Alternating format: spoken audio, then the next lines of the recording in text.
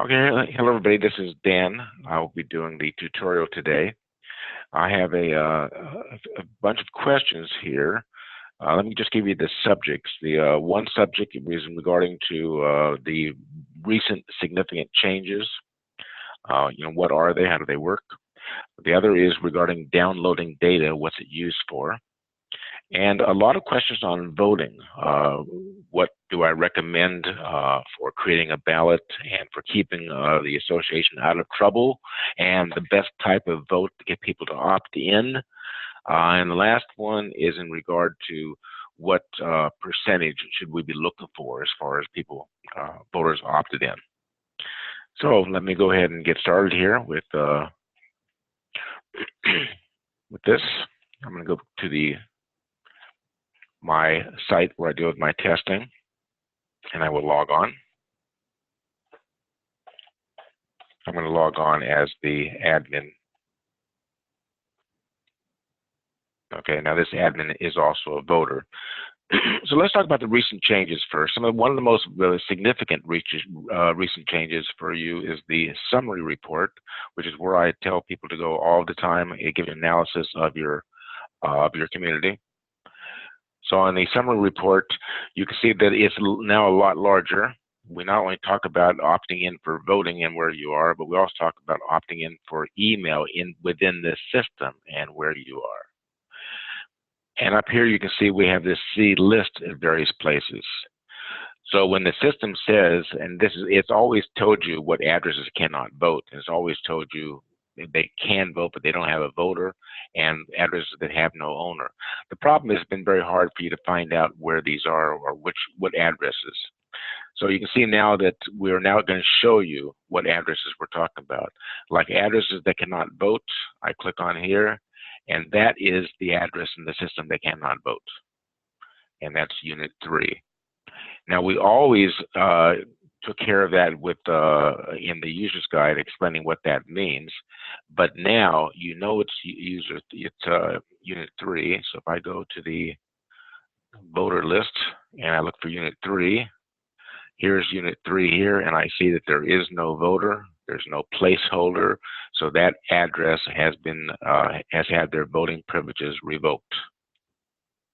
So again, the one big change is that you can now identify these problem areas. Another significant change is we have occasionally forgot to uncheck the opt-in, opt-out dates after an election. So let's say that I'm going to put these dates in the past. Okay, I'm going to use these. One thing now that the reports will do, the reports will set up and actually give you a message at the bottom. At this moment, no one can opt in for e-voting. That's a reminder to you that if you're not involved in an election, then you have forgotten to uncheck those opt-in dates. So that's just a real clear reminder of that. So I'm going to go back in and get rid of those opt-in, opt-out dates, get rid of them, and update. So again, the opt-in issue is now a message that's going to make you aware of that. And these various categories that are significant, you'll now be able to see what addresses we're talking about. You can see here with total addresses 45, addresses that can vote is 44. So that is why you're going to want to see what is that one address that cannot vote. And is that an accident, or did you truly revoke their permissions? Okay, so that's some of the most significant changes. Some of the other significant changes deal with voting. So let's cover that now. Any secrets to voting? Here's the biggest secret to voting. That is, after I create my meeting, I'll just create a meeting here.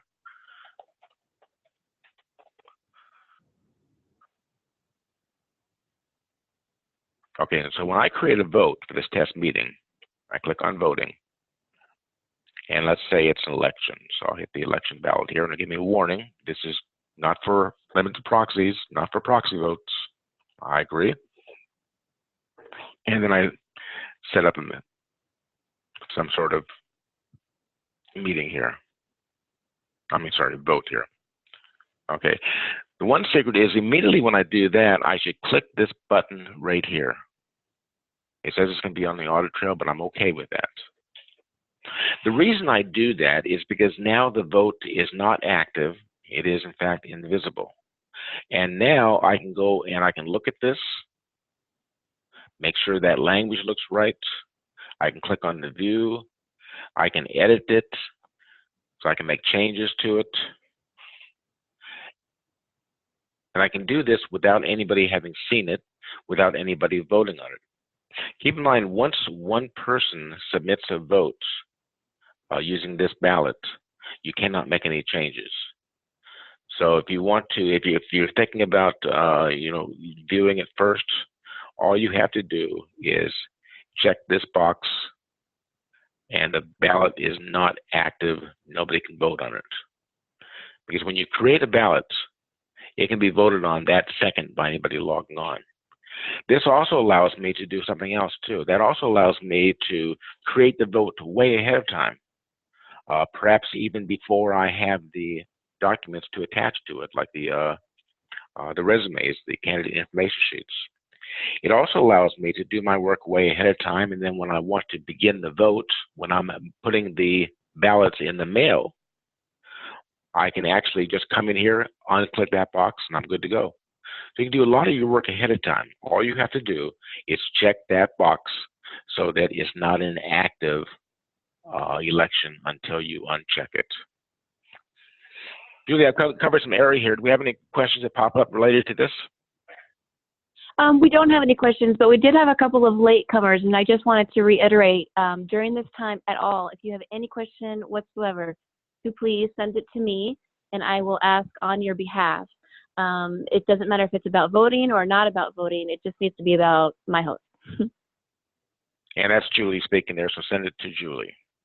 Yes, I'm sorry. Yes, I'll send out another quick message. Yes, sorry. Okay. Now, that is sort of a secret to voting. Now, the next question is regarding to voting, has to do with what do we recommend to keep the association out of trouble. And this is a new area, but I think it's important to cover. We probably all know that when you get and we're talking about secret elections. We're talking about secret elections. Okay, we're talking about anonymous ballots. You probably all know that a received ballot may not be rescinded. You may not give back a received ballot. There is nothing in the statutes that define specifically what received means. So I've asked a few attorneys, what does that mean, received? Does that mean when the ballot comes into the office, when the mail comes in, is it received then? About half the attorneys say yes. The other half say it's not received until the meeting night when you open up the outer envelope and you actually see the ballot envelope. Then it's received. That's a big difference. Received when it comes in from the mail or received at the election night when you open the outer envelope. Our system will handle either one, but you need to operate differently depending upon what your attorney is saying. And let me show you what that means here. I'm going to vote. I've got two properties. I'm going to select the first one here, Unit 7, and I'm going to click here to vote. I'll vote for George Washington. I'll sign the ballot. Okay, now here's one of the changes we made. Now not only does it say click here to view, we were told that wasn't obvious enough to some people. So we now also say the e-vote has already been submitted. Make it very clear, this one you cannot vote on because the vote has already been submitted. Now let's assume that you believe your ballot is received when the mail comes in. If your attorney says that, and the mail has come in and you got an envelope for Unit 10, what you do on this system then is you go to the owner's meeting and to the vote. Okay, Unit 10 mail came in, so you record that it came in. You record right here, 10 came in.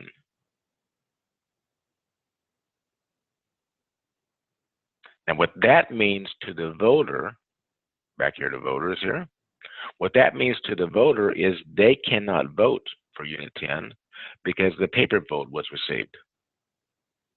So again, if your attorney believes that the ballot is received, and now no, cannot be rescinded, it's received when your mail comes in, tell the system you got the mail coming in, and we will prevent the electronic one from being the duplicate. If you believe that the ballot is not received until you see it in the ballot envelope at the meeting, then that means you are saying that the electronic ones always have preference, because you can't see that you actually have a paper vote received until you open up the outer envelope. It could be a cable bill in there. Once you decide, using your attorney, which way you're going to move, that tells you how to work with the package here. I know it's kind of a tough area, but the attorneys will probably have a definite opinion on which way you work it. Those who say it's received when the mail comes in, they're just saying that they've received the outer envelope, and they're saying that the electronic vote should not be able to come in because it's now second. The attorneys that say wait for the meeting, they're saying that if you stop the electronic vote from coming in when you receive the outer envelope, and then at the meeting you find out the outer envelope did not carry a ballot, or did not, that you got a cable bill or something in that envelope, now you have stopped the electronic vote from coming in, and now it's too late to replace that. So the attorneys that say wait to the meeting, those are the attorneys that are saying it's important you know for sure you have a ballot. Okay, so making that decision and getting an attorney involved in making that decision is probably going to be pretty important. And as you saw here, our system will handle either decision. Anything, Julie? No, nothing right now. Okay, I'd like to cover now, by the way, this is another significant change we made. I'd like to cover right now the opting in. What is the best percentage opting in? When do you know you're successful? And how do you encourage people to opt in? What is the best survey to get people to opt in? Okay, first, let's talk about percentages. And remember, this is leadership driven, and it's based upon marketing. Okay, and now these are just my opinions. If your opt-in percentage, and that's under reports summary, there's your e-voting opt-in percentage. This one here, I'm at 34%. In my opinion, 10% is good. 10% makes it valuable to you because 10% could make the difference between meeting quorum and not meeting quorum. 10% could also bring in votes that you would not have received via paper. For instance, 10% might cover your voters who are in Canada or in Europe. So 10% is valuable. And 10%, though, is low enough that you might want to count the paper votes as an independent action outside of the system. In the last change bulletin, I passed out a Appendix D, which tells you how to do that. How to say, I've got so few electronic and so many paper, I want to do it the old way, a way that I'm familiar. Appendix D tells you how to do that. If you only have 10% opted in, although that's very worthwhile for your community, it may cause you to want to handle the paper as paper. Then we go from 10%, we go to 30%. 30% is very good, and it used to be the goal or the minimum expected for our clients. And 30% probably represents at least half of those who will vote. When you normally get, say, 100 votes, if you have 30% opted in, that may represent 75 of the 100 votes. So 30% was our standard. Today, 50% is the standard. This is getting more and more successful. 50% I consider a complete success. It's, like I said, it's our current goal. And 50% opted in might be 80 to 90% of the votes you will receive at the meeting which means there's almost no work to do at the election. 50% means almost no work to do, almost no paper to handle. The last election we had that we were involved in, they only had 3 paper votes. So that's what you want. 75. If you have 75% opted in, you're at the top 10%. Very good. And if you have 90% or more opted in, you're at the top 1%. So think about this. Who is not going to opt in? A person with no computer is not going to opt in. People who are fearful of computers will not opt in. That's just about it, which means that if you can get to each person, you're likely to get to that 90%. It's all a matter of marketing, perhaps town halls. We have a lot of suggestions for how to do that. I was at a association this week, and they were the entire. This wasn't just a board meeting. This was a bunch of members of the association, and they were talking about how to get to 100% opted in. And they were very eager to knock on doors, make phone calls. They had many, many ideas. This was a community that was already at 95% opted in. So that tells me to keep it up and just keep marketing until you are at 100%. Don't settle. Okay, now one way, the easiest way to get people to opt in is give them a survey. Give them a survey, and we've said over and over, the survey should be something important. It should be something that that you don't need a quorum, because we're taking electronic votes only, but it should be something that they want to participate in. And I have an example for you. I'm going to go here to my owner's meetings, and I've got a speed hump survey. Don't let the speed hump part of it fool you. This could be anything. This could be a pool heater survey or anything else. But here's the point. When I look at this, just check out that language right there. Let me make it a little bit larger for you here. Do you want the board to look into the cost of adding a speed hump near the entrance to our community? That could also be, do you want the board to look into replacing the tennis courts with pickleball courts? Do you want the board to look into add an assessment to increase the amount of reserves we have? It could be anything at all. The point is, the second and third paragraph makes it very clear that your vote matters.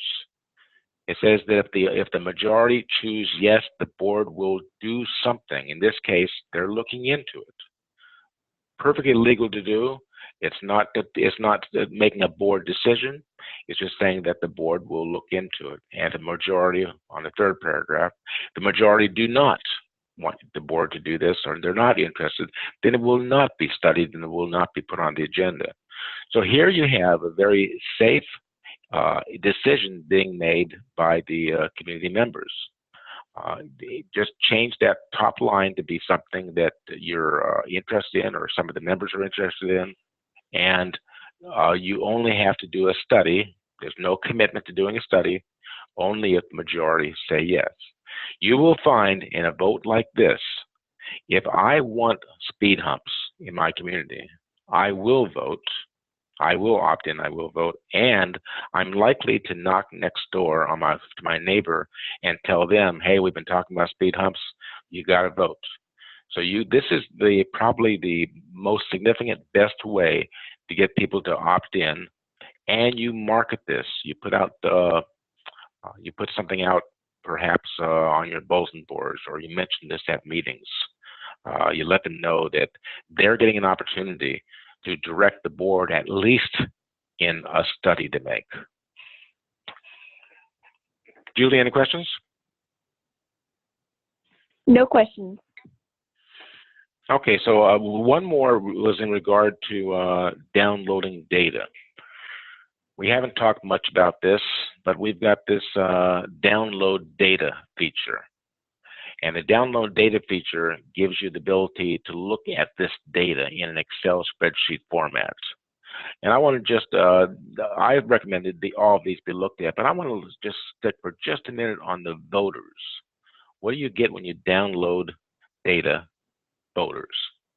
And what you get is a spreadsheet that looks like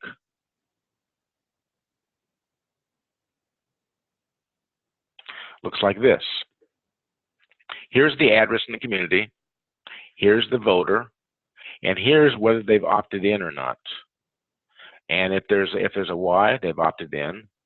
If there's an N and a date like this one, that means they did opt in at one time, because an N with no date means they've never opted in. So this person here, James Buchanan, did opt in at one time and now is not opted in, and was not opted in as of 1/18.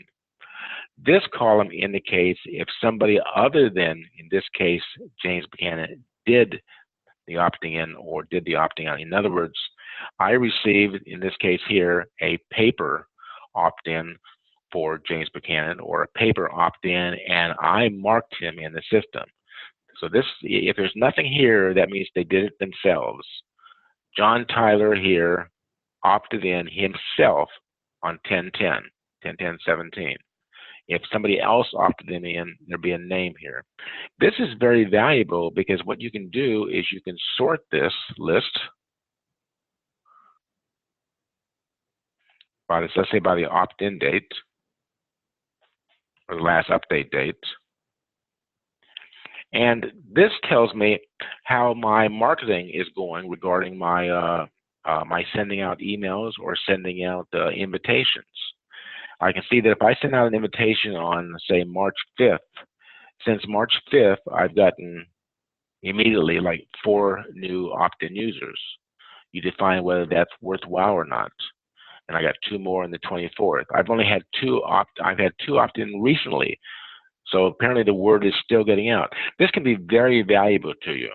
It not only gives you a status, but it also tells you whether or not your marketing effort is doing well. Anything, Julie? No, no questions. Okay. Well, those are all the questions I have. So I don't have anything else. And again, check out the newest changes. Look in this field. Look in this here. The summary report. Make sure your opt-in is not active. It is not closed. And certainly, if you're not involved in a meeting right now. And check out these potential problem areas by hitting the C lists. And look at your percentage opted in for e-voting, and think in terms of the discussion regarding what your goal should be. And Julie, that's all I have. Okay, I was just thinking of something that I often see when I'm looking at different sites are the user requests. Just a reminder maybe for each community to look at those periodically for those people that are needing help or asking to make a change to their name, or maybe if you can just touch on that. Certainly. The user request, and this is something that there is an email that will be sent to the subscriber and any subscriber assistants to tell them there's a user request waiting.